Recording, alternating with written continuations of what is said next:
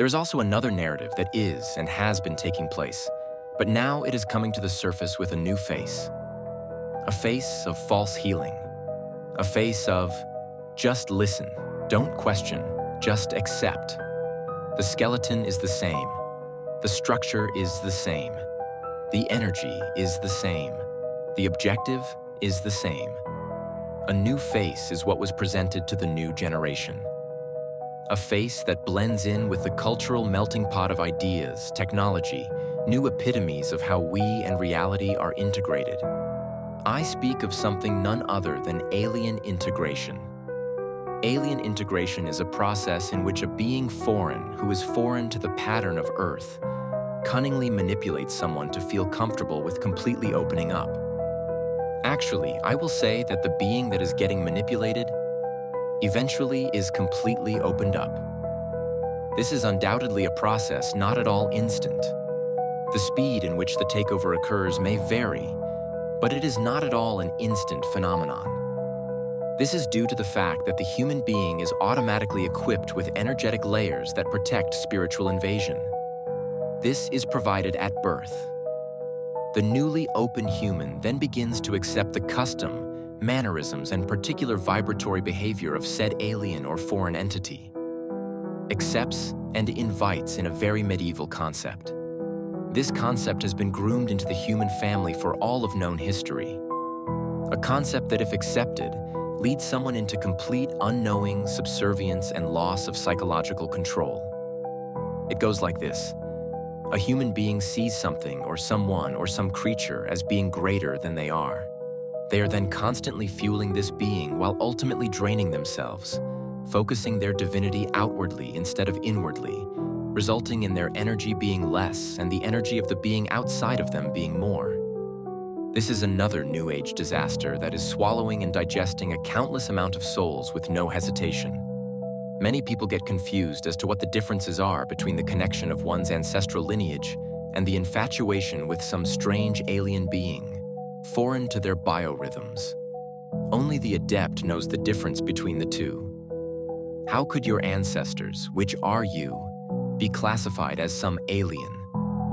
Alien would mean a foreigner. The connection of you and your ancestors shouldn't be considered foreign or alien.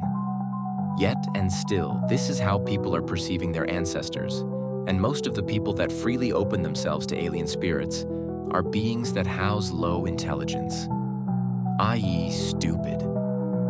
I mean, how else would you perceive the actions of someone who, unbothered by the weight of common sense that the mature ones have to wallow in, reveling in non-structured spiritual practices that ultimately invite in the very beings and alien consciousness that have been plaguing this reality? Now let's be very clear. You can distill the invitation of these forces into a few categories. The example that I just mentioned above would be what I'd like to call the spell of the naive, none the wiser. This spell is beamed at the low, intelligent humans who are in front of magic, spirituality, and some power. Now these three, magic, spirituality, and power, can be seen in their reality as a cake. Now this cake has innumerable ingredients within it, secrets and understanding far beyond the scope of common knowledge. Mysteries can unlock one's DNA, and in return, the secrets to the very fabric of the universe. There's just one problem with these people who have this cake. They stopped at the icing on top of the cake. They became enamored with the decoration, the candy-crusted beads. They became fascinated with the minuscule details that remain on the surface. But this is not where the true power lies.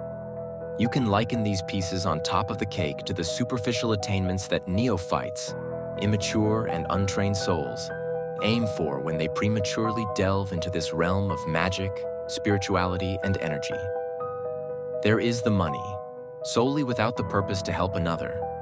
There is false love, that which elicits attraction purely for sexual gratification. There is power, not over oneself, but power over others, used as a means to temporarily fill the void that remains open from a battered childhood. This is what comes from simply staying on the surface of the cake, shallow attainments. This is why I called it the naive, none the wiser, because as all this occurs and the person opens up various energetic portals via spells, in which the origins remain unknown. Other energies, i.e. the invaders, take an opportunity to enter, as does a fly or a rat or any pest will do if someone leaves their door open and the creature has no home. So it inhabits the first warm place available. And the warm place for these disincarnate, distorted forces would be the human vessel.